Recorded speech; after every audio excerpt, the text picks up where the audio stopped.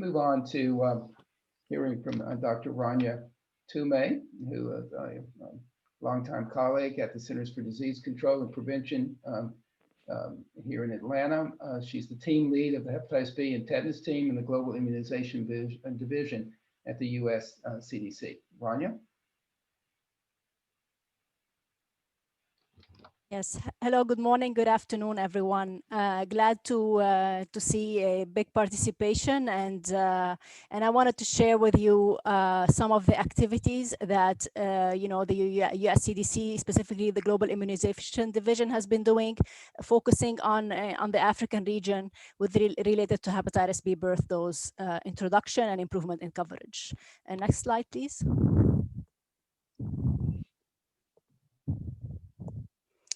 So just kind of historically, I just want to give an overview that, as a global immunization division, we first started to get engaged in hepatitis B vaccination in the Western Pacific region, because as you've seen, the Western Pacific region had the highest number of chronically infected hepatitis B infections.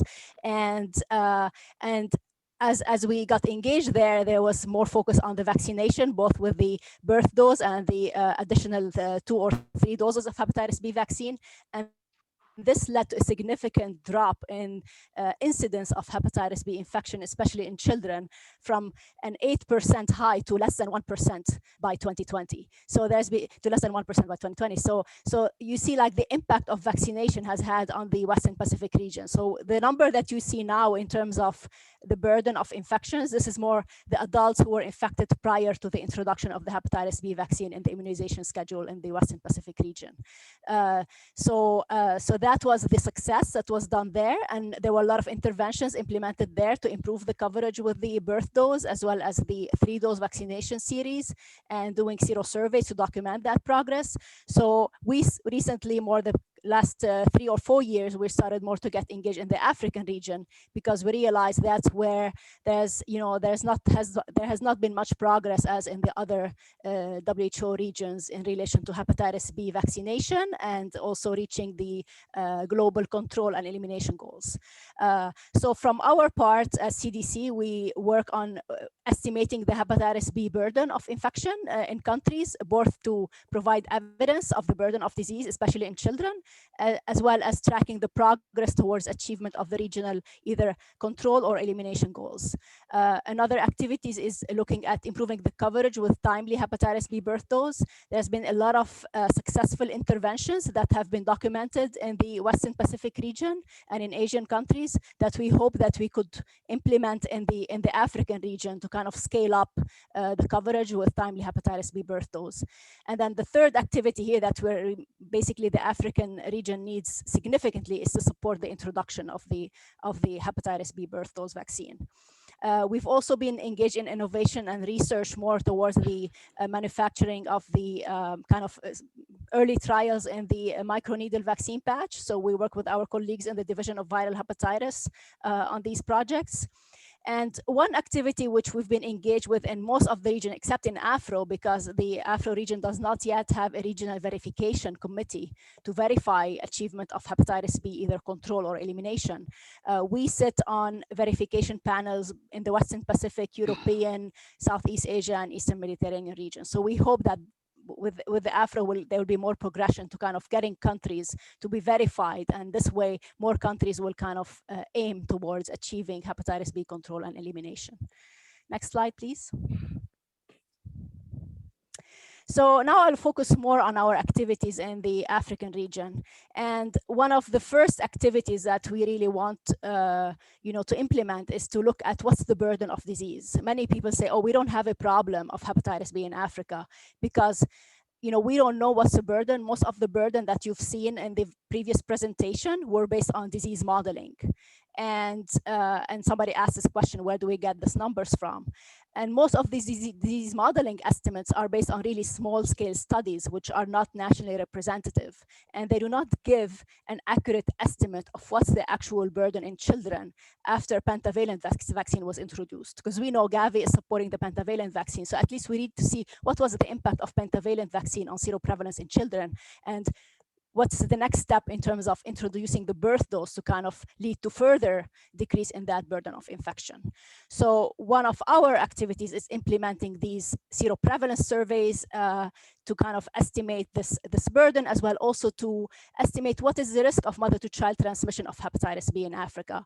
There's a lot of thoughts that, oh, we don't need the birth dose in Africa because there's not much transmission from mother to children. Well, we don't know that, and that might not be true. So we really need the evidence on this, and that's where we do more kind of mother-child paired serosurvey to come up with that estimate. So we basically use several methods to gather this information in terms of evidence on burden. In the African region, we have a lot of population-based HIV serosurveys that are done. There are large serosurveys. A lot of money has been spent on them. And many of them collect specimens from children. So that's a good opportunity to use to test these specimens for hepatitis B surface antigen prevalence, and then get an estimate of the burden of disease in children. So that's what we're trying to engage with various countries where these surveys are being implemented or have been implemented in the past. And I will provide specific examples on some that have been already completed, and we hope to complete more in the future. Another main survey that we've been implementing is to look at this mother-child transmission risk. So we have mother-child pairs testing the mother, either following up a cohort study or a cross-sectional study, and we look what's the prevalence in the mother, what's the prevalence in the child, and also we look at the indicators more like the e-antigen prevalence, the HPV DNA levels, to kind of look what are some of the markers of hepatitis B infection that are leading to more transmission from mother to infants in Africa. And we also kind of working to advocate more, to get more like from the government side in the countries, because they are more powerful in advocating to integrate hepatitis B testing in children in large scale surveys like the HIV serosurveys, DHS surveys. We know several countries conduct demographic health surveys on a regular basis. So how can we include a rapid test, which is a simple test, as part of that survey where we already estimate vaccination coverage to get prevalence of hepatitis B, as well as the multi-indicator cluster surveys as well. So whenever there's an opportunity of other surveys being implemented in the countries, there's an opportunity of adding hepatitis B testing, because it's a simple rapid test. It's very quick. We've done it in other countries where we've integrated multiple testings, multiple objectives in a survey, and it was quite successful in generating important data for the countries to use for action. Next slide. So one of the first actually surveys that the team implemented to look at the risk of mother-to-child transmission of hepatitis B and the kind of impact of pentavalent vaccination was in Sierra Leone. So Sierra Leone does not have the birth dose in the vaccination schedule, but they have the pentavalent vaccine. And coverage has been relatively high, over 80% for several years in terms of pentavalent vaccine coverage. So it's a good country to assess the additional kind of risk of mother-to-child transmission. So in 2018, a survey was implemented to determine the prevalence in the mothers, and then the infants of these mothers were tested, as well as one child also aged 5 to 9 years old. So in each household, one person in each kind of age group was selected. And then we looked at maternal HBV biomarkers, being surface antigen, e-antigen, and the HBV DNA level and genotypes, to look at what were kind of the correlation with these biomarkers and perinatal transmission of hepatitis B. It was a multi-stage cluster household survey in 3 areas in Sierra Leone, and in total around 2,000 women, infants, and children each were included. We have preliminary results. Currently, the manuscript is in preparation. It was presented during ID Week in 2020, so there is an abstract available. And the key kind of results is that, the prevalence of chronic infection in women was 9.8%, which is quite high. And we've seen this as based on other studies as well. In the infants who were aged around 4 to 30 months old, the prevalence was 1.3%, so it's still higher than 1. And most of these infants received, over 80% of these infants received the 3 doses of pentavalent vaccine. So just to give you this idea, even though these kids were vaccinated with pentavalent vaccine, we have over 1% who got infected. And among children aged 5 to 9 years old, the prevalence was also 1.6%. So this clearly indicates that, while pentavalent vaccine was significantly impactful in decreasing the burden in children compared to the woman, when you look at the prevalence in women, there's still a lot to do in terms of prevention of perinatal transmission. And that's where the birth dose plays a role. Also, another major finding was the prevalence of hepatitis B surface antigen was 8 times higher in children who were born to women who were positive for hepatitis B surface antigen compared to those who were born to women who were negative for surface antigen too. So it was 5.9% in those born to women who were positive compared to 0.7% in those born to women who were negative for infection. And all the maternal markers for infection, the surface antigen, E antigen, and HBV DNA levels were significantly associated with the risk of the infant having hepatitis B infection. While E antigen prevalence, while we know that many of the studies report E antigen prevalence is not as high in Africa compared to Asia, and while that might be true, so the prevalence here of E antigen was almost, I think, 10%, but the prevalence of HBV DNA detectability was much higher. Over 90% had detectable HBV DNA. E antigen correlated more with the very high HBV DNA levels, which is over 200,000 IU per ml. However, this doesn't mean that the woman cannot transmit the infection if she doesn't have an HBV DNA less than 200,000. So there's still several women who are still transmitting the infection, but their E antigen is negative. So we cannot base it only on E antigen as a risk factor. We also have to look at HBV DNA levels. So that was kind of the main kind of findings from this study. And this was a study which was really a big study where we coordinated mainly with the Statistics Sierra Leone, the Ministry of Health, the Immunization Program, eHealth Africa, and the World Health Organization. So that shows this big partnership which generated this evidence for Sierra Leone, which we hope they will use to kind of advocate for hepatitis B birth dose introduction moving forward.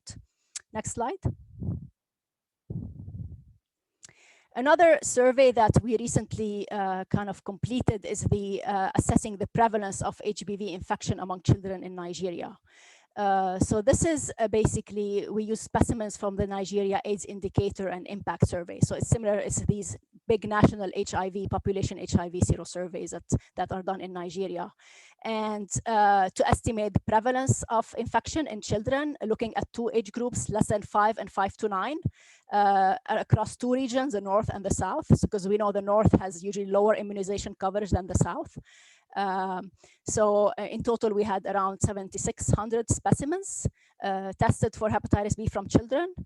And we also collected dried blood spots and serum specimens from the mothers who were already screened before as from the woman, actually part of the HIV survey. They tested some women for hepatitis B infection in terms of looking, they were basically interested to look at co-infection with HIV and hepatitis B.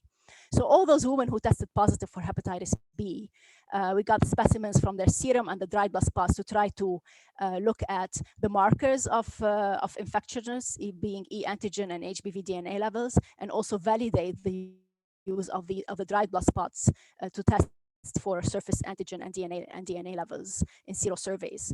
Because we know in many of the national sero surveys, serum is not collected. Many of the sero surveys collect dried blood spots. So how can we make sure the DBS testing is as valid and specific and sensitive in terms of detecting hepatitis B infection in the future, in case we need to use dried blood spots instead of serum. So there were some preliminary results. The analysis, the lab testing hasn't been finalized yet, but just to give you some preliminary results, the prevalence in children is 4.4% in Nigeria, which shows like this is significantly high in a country that has a birth dose and have three doses vaccine, but the coverage is quite low. We all know that the birth dose coverage in Nigeria, if you look at the timely birth dose, it's less than 30%. And the 3-dose coverage is also quite lower. I guess it's less than 70%. So definitely a lot of work needs to be done in Nigeria in terms of improving the coverage with both the birth dose and the 3 doses to reach a lower prevalence in children. So now we're still finalizing the lab testing, and then we'll be analyzing the data and also testing the serum specimens from the woman. This is also a survey that was implemented in partnership with several local partners, Nigeria CDC, the Federal Ministry of Health, and NPHCDA. Next slide. Now, the most recent survey that's now in the planning phase is also looking at the risk of mother-to-child transmission of hepatitis B in Ghana.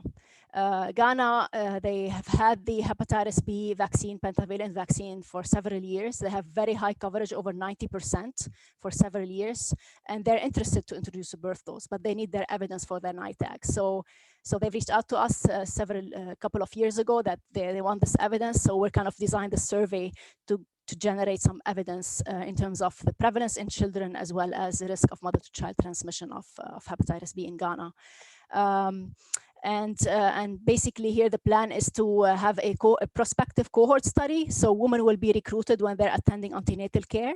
So a sample of antenatal care clinic will be sampled throughout Ghana, where around 17,000 women will be screened for hepatitis B surface antigen infection by rapid test. And then those who are positive and a subsample of those who are negative will also get serum specimens collected to test for the other markers of hepatitis B infection, being e antigen and HBV DNA, as well as genotyping.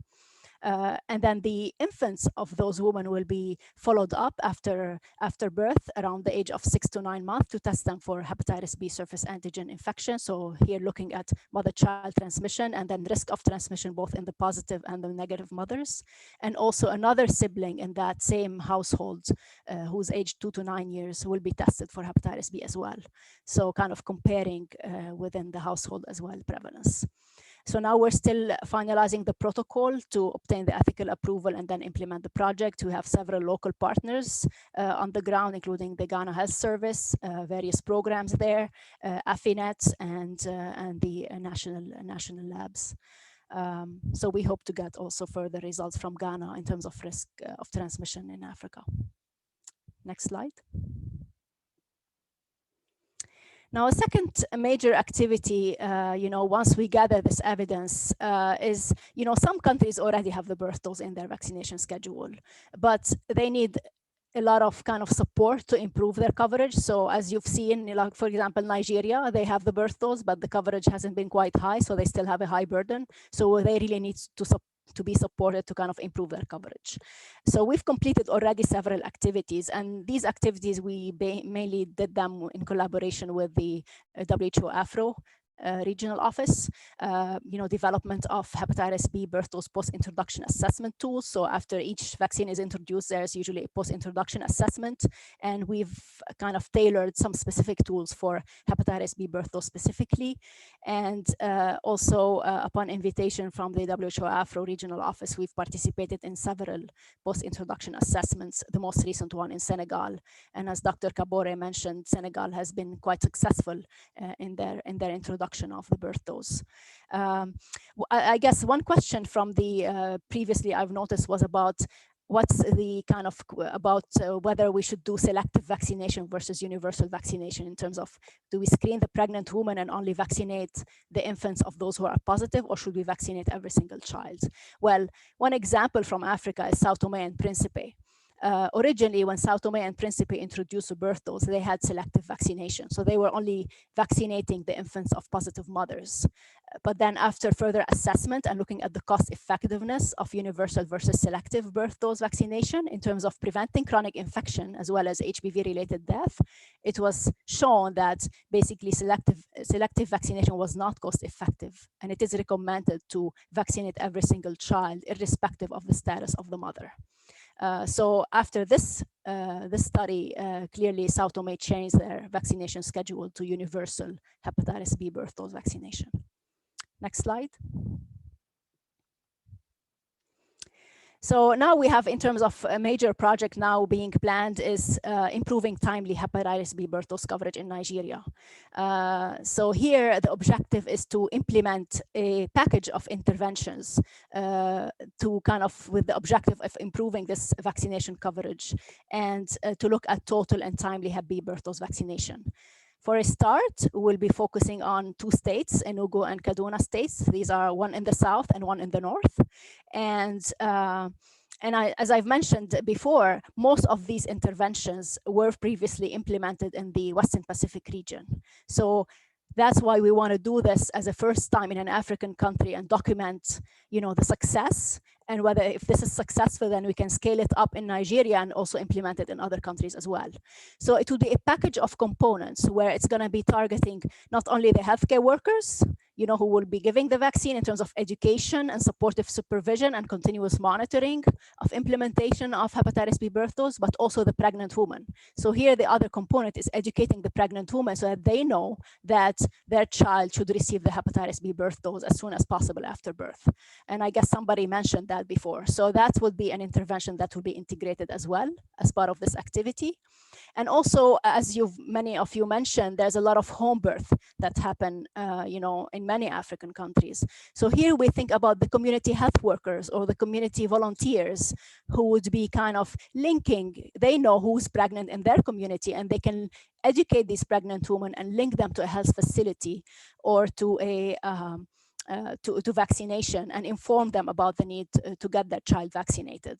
So that's the connection between the community, those women who are, who will be delivering at home, and the health facility or an immunization clinic.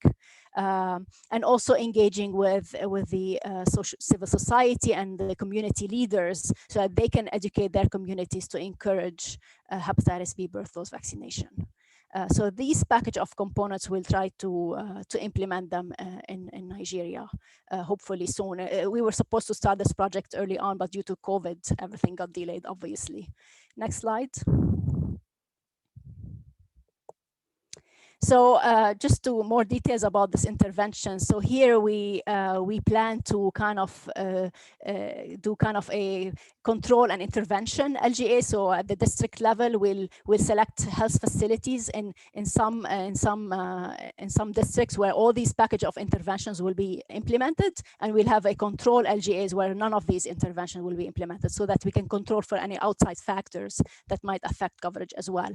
And we'll have throughout this intervention a pre and post intervention assessments in terms of coverage with timely and total birth dose, both in the intervention and the control LGAs, as well as identifying barriers and perspectives of healthcare providers for administration of timely birth dose, and then assessing the impact of Hep B birth dose focused education on both the knowledge, attitudes, and practices of healthcare workers, as well as the pregnant woman. And then also the impact of educating the community health workers or the community volunteers, and the importance of pregnancy line listing and the linkage of pregnant women and newborns to health facilities for vaccination. We also have several local partners. Our main partners on the ground who will be implementing that is in Nigeria Stop Transmission of Polio program and the AFINET in Nigeria. So so that's also a major project that will be implemented hopefully soon in Nigeria. Next slide. Now, finally, in terms of the third activity is supporting Hep B birth dose introduction. So as a start, first we completed a review of the evidence for Hep B birth dose introduction in the Afro region. It's a published paper. I've listed that. And we also, upon request from some countries, some NITAGs in the countries, like in Uganda and Tanzania, we gave them some background information to support hepatitis B birth dose introduction. And in terms of also, we're looking on advocacy and support to build the platform for hepatitis B birth dose introduction in DRC in collaboration with WHO Afro. Next slide. So I think in one of the comments, Dr. Mullat mentioned the Ethiopia Hep B birth dose pilot. So that's another, pilot introduction of hepatitis B birth dose in selected woredas in Ethiopia, and that this purpose is to inform national scale up. So basically, the Ethiopia Federal Ministry of Health, the MCH, and the EPI program are leading the implementation with support from US CDC and WHO Afro. And here, that's kind of to inform any challenges and barriers to Hep B birth dose vaccination, to document lessons learned and best practices, and assess acceptance and feasibility of vaccination, both among the healthcare workers and the mothers. And obviously, there's a lot of evaluation activities integrated as part of this pilot introduction. We're also interested to look at the costing of the introduction and also maintaining the birth dose in Ethiopia. Obviously, we really need to look at the cost because we have a high rate of home birth, and we know that the home birth might need a higher kind of, they would actually cost more to reach than a health facility birth. And even though sometimes we do have a health facility birth, not every single child who's born in a health facility receives a birth dose. So that's where also we really want to kind of be aware that high health facility birth does not always mean high coverage. I mean, that's an opportunity that's missed. So we have to really make sure that also every child who's born in a health facility receives a birth dose. So I hope that maybe during the next webinar series, Ethiopia can present in more detail on their activities related to the Hep B birth dose pilot. I just wanted to give that update from our side in terms of supporting that. But we look forward to hearing from Ethiopia specifically on that particular activity, share their lessons so far and you know, how they've implemented that so far. Next slide.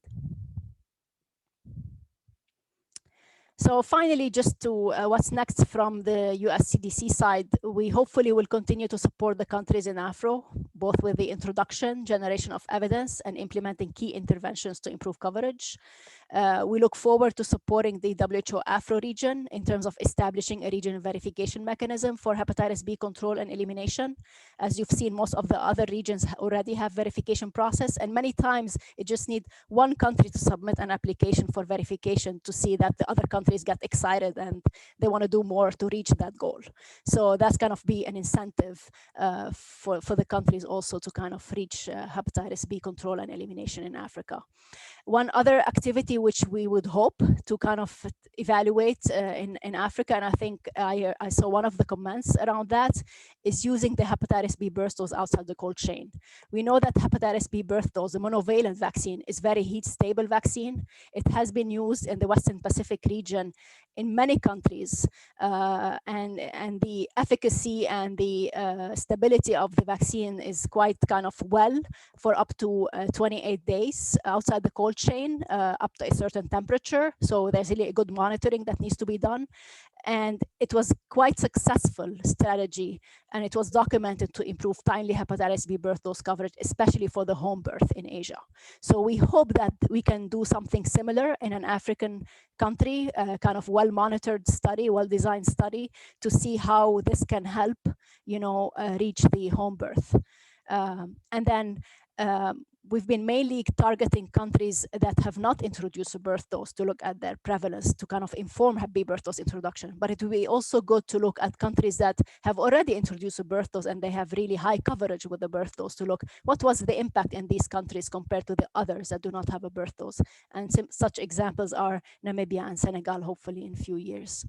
So we really need to continue. I mean, as Julian mentioned, political will and commitment is the main driver of you know, getting the birth dose and getting the attention on hepatitis B in the country.